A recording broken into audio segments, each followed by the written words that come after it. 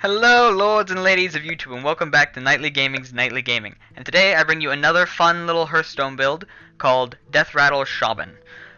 So it's not completely 100% original, but I think I have a fun little unique take on it, and I quite enjoy it. So here's the actual deck build.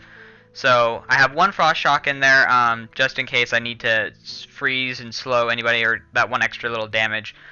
No overload cost, so that's nice. Rockbiter Weapon is to give my Nerubian Eggs some attack in case I need to attack with them in order to trigger their death rattle, which is nice to some of those Nerubians.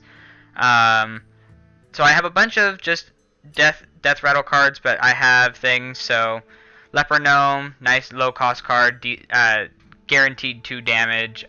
Ancestral Spirit is actually very important in this. Because I can use it on a card and resummon it, so I get to trigger its death rattle without it actually having to die. Well, sorry, when it does die, it comes back, so it triggers the death rattle twice, essentially, unless they silence it. Crackle is more board clear for higher health creatures on the board. Reincarnate is the bread and butter of this deck, so it's very important because you can literally just drop it on a card and activate its death rattle, which on something like, for example, Cairne Bloodhoof, while my Baron Rivendare is on the field, gives me now 2 4/5 Bane Bloodhoofs along with the Cairne Bloodhoof, and if I have Ancestral Spirit on it, then I also get more Cairne Bloodhoofs on top of that. So that can become quite devastating, actually. Haunted Creepers for early board control, Nerubian Eggs, Unstable Ghoul to give me a little bit of taunt, and potentially some decent damage to help clear their board. Feral Spirits is more or less to buy time, plus it's just pretty good value for what it is. It's 3 mana with summons 2/3 spirits with taunt.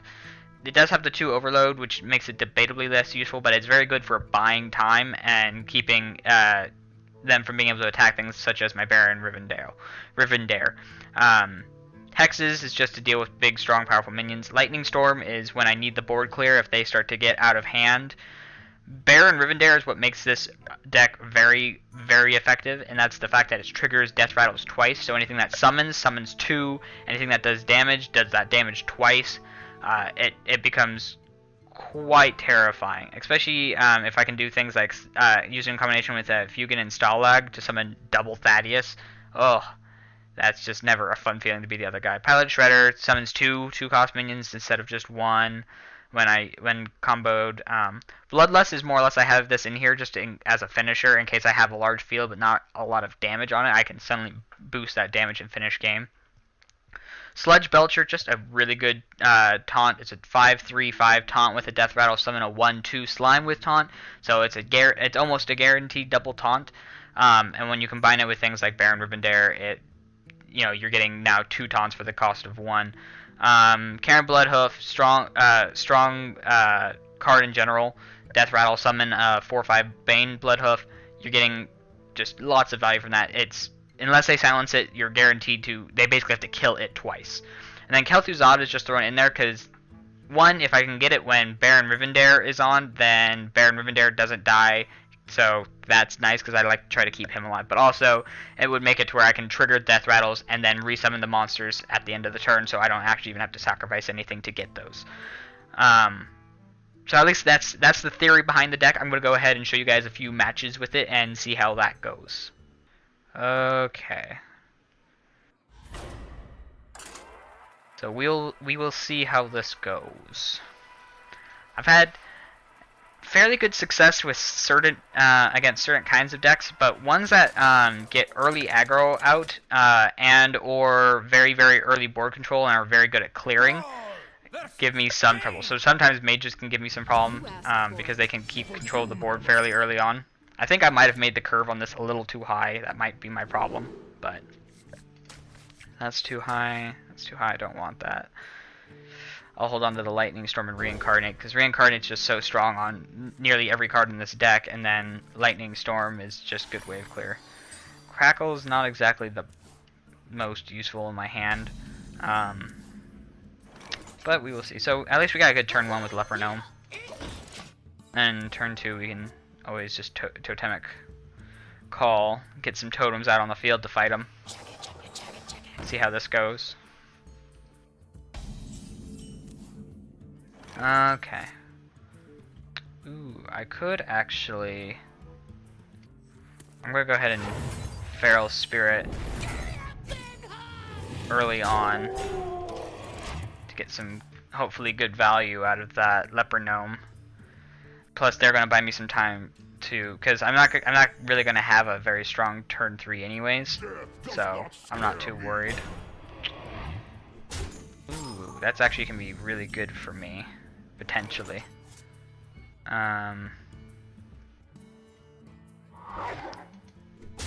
If I can get him down. I want to use... I'm going to hold on to the... No, because he's probably just going to kill the Leper Gnome anyways. I'll just use Leper Gnome to get almost a guaranteed kill off of my Crackle next turn. Ooh, I could...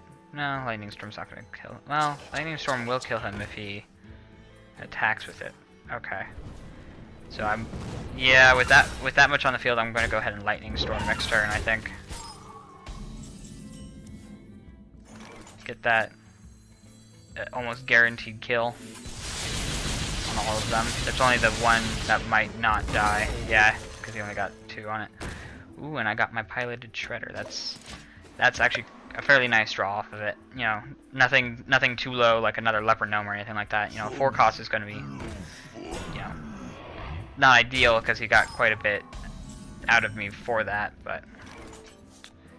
Oh, okay, and that is very nice, because now I don't have to deal with that thing's Deathrattle, summoning another taunt, and I get rid of that. So okay, yeah, this is actually looking pretty good so far. Let's see, what is he going to do? He could kill it with Snow Trigger and his Fire Blast. He's drawing. He still has enough mana for Fire Blast, so he could do that, unless he has something else in his hand that he wants to try using. Like Frostbolt. Frostbolt is a pretty good choice on his part. Okay, the Cut Purse would have been nice to keep, but that's fine. That's fine. I'm gonna go ahead and summon Sludge Belcher this turn, and then Cairne next turn, because I don't want him... I'm hoping he doesn't kill Cairne, because if so, I can do Reincarnate on him, which would be very nice. And then I'll... Actually, I can Reincarnate and Sludge Belcher next turn, if that's the case, which would be nice. Magic detected. Okay. So taunt that can't be targeted by spells. Not that big of a deal, to be perfectly honest. Okay.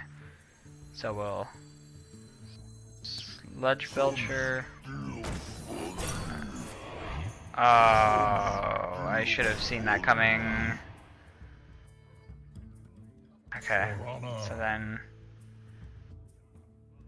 we'll attack with that, and then Reincarnate to get that back up to full health, as well as get the second 4/5 with the Baron.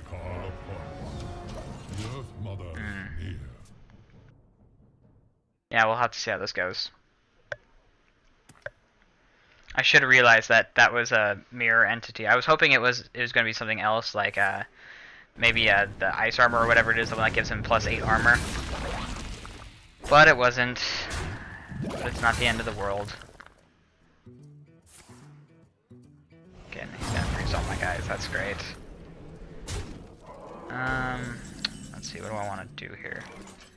I think I will get my other Sludge Belcher up. Then I will... I'm gonna go ahead and crack... Or I can't, because he's immune to spells. Darn it. That's going to complicate things, actually. I could get rid of the Sludge Belcher with the Rockbiter or Crackle. I wonder Or I could summon the Feral Spirits. Or I can summon my Haunted Creeper with the Rockbiter, get rid of that. I think that's what I'm going to do. And Creeper. Go ahead and hit that. So I have to take the 3 damage to the face, and he still gets another taunt, but at least he loses potentially 2 damage and guaranteed to lose a taunt. That way he doesn't just get that free attack off on my Sludge Belcher. That, oh, come on. Kidding me? I don't know what that secret is either. Okay. That, though, is quite nice. Let's see. Yeah, I guess we'll summon that now. No, he had the second. He had a second mirror entity. Really? Okay. Hold on. Excuse me.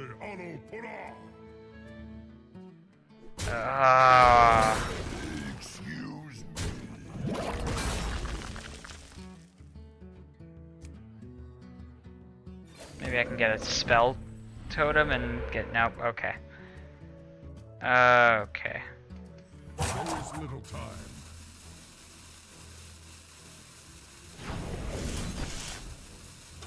This is not going to go well for me.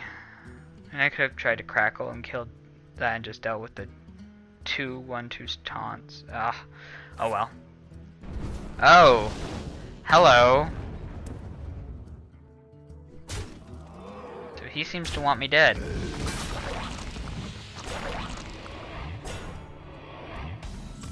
Huh. Okay, so sacrifice the 1 totem, sacrifice 1 taunt on that. And I will use Spider, use him.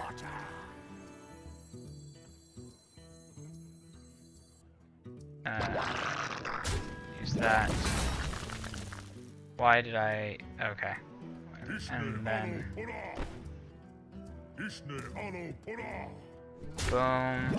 At least he's not gonna be able to mirror entity this, so that's nice.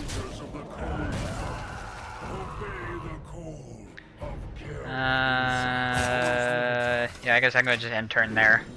I could Crackle his face, but if anything, I'm going to save that in case he puts something on the. Oh, great! Now I can actually get rid of my Searing Totem. That's mildly annoying, but not the end of the world. So I'll just have to summon some stuff to prevent those guys from coming back.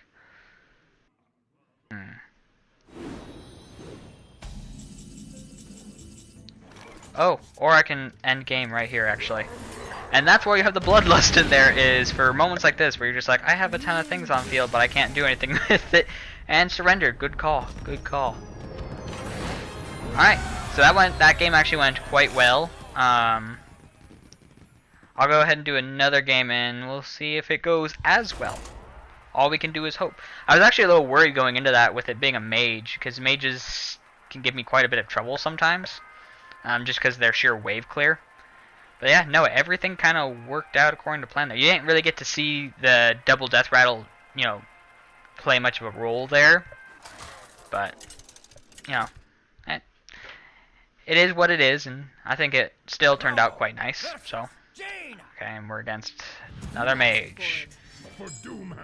Okay. I'll keep on to the Feral Spirit because that's nice to put down on curve. So is that Unstable Ghoul. I don't know what I want to do here. I guess let's just see what we draw. See if I get a turn 1 to begin with, anyways. Got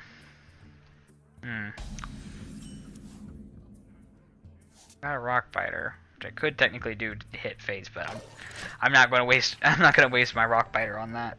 On just an extra 3 damage on face. I'd rather use it for board control. Let's see here. Okay, so she's clearly going to want to do spells. So I don't want her to be able to use those spells for that lower cost at all, so I'm just going to use the Rockbiter to kill that and go with the Leper Gnome that I just drew for turn 1. The next turn I'll summon the Feral Spirits. And then the turn after that, either the Haunted Creeper or the Unstable. Probably the Haunted Creeper. I don't want to use the Unstable Ghoul yet. I want to save that for when I need the extra taunt. Wow, okay, all 3 to face. It's actually kind of nice for me. Kept the Unstable. Ooh, okay, that's gonna be nice to be able to play that on curve. It's a little early in the game for me to have wanted to have pulled that, but it's fine because I have other stuff I can do up until then, I guess. Yeah, next turn I'm gonna play the Haunted Creeper most likely, because I only have 2 mana to use because of the overload too.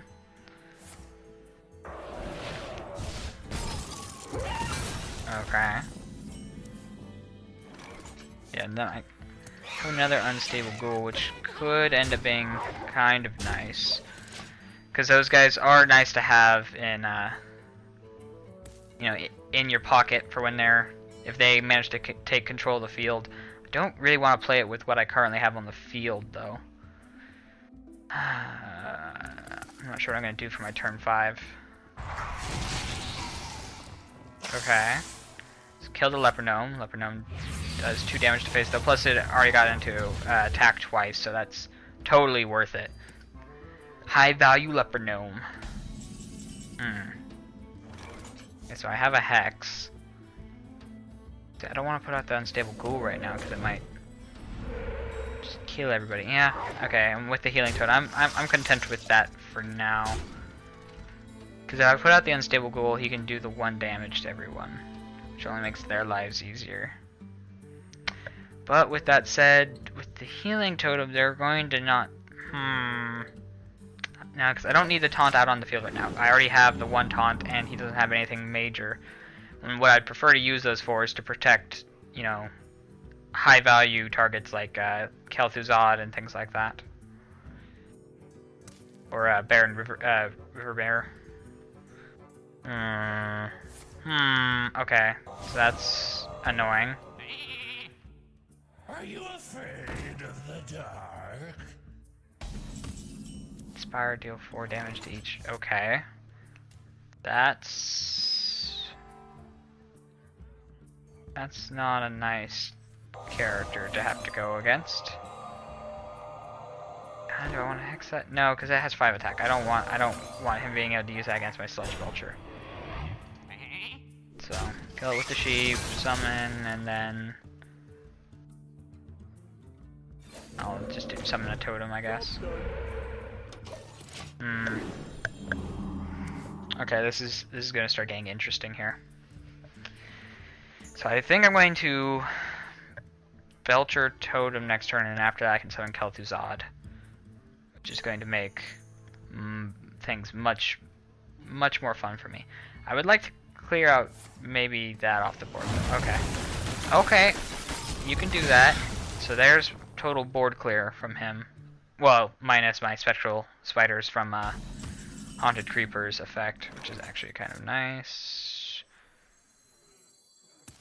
Belcher. I'm gonna hold on to the Reincarnate for something maybe a little bit better. Ooh, and a Healing Totem. That's not really that helpful, actually. Because I'm going to be playing Kel'Thuzad next turn, so everything just stays alive anyways, so. Unless he has some spectacular way of dealing with Kel'Thuzad this turn. I hope he can't kill the Sludge Belcher this turn, though, actually, because that would be wonderful in combination with Kel'Thuzad, just keeping that up all the time, because that means he has to get through that every turn. Because they have to get through him and his Deathrattle every turn in order to get to anything minus using spells. Which they have to kill Kel'Thuzad in order to be able to do anything against me. So I'm actually feeling quite good about this match. I think this is going to go in our favor. Man, I love Kel'Thuzad. I only recently got to do the Naxxramas stuff, and my god, have I been loving these cards. Oh, no. Why did you do that? You ruined all of my plans. Okay. So I have an additional 9 damage on field from Bloodlust 2. I don't think he will be able to kill that in one turn, but I'm not 100% certain, so I'm unsure. What to do? I'm going to risk it. Soldiers of the cold dark, obey. I'll attack with one of those. Kel'Thuzad. So that way next turn I can kill it with the 2 spectral spiders.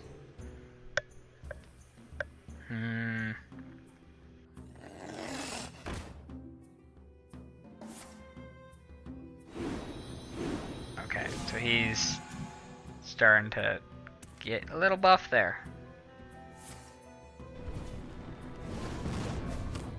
He's just going to attack face. He's not even going to bother trying to clear board.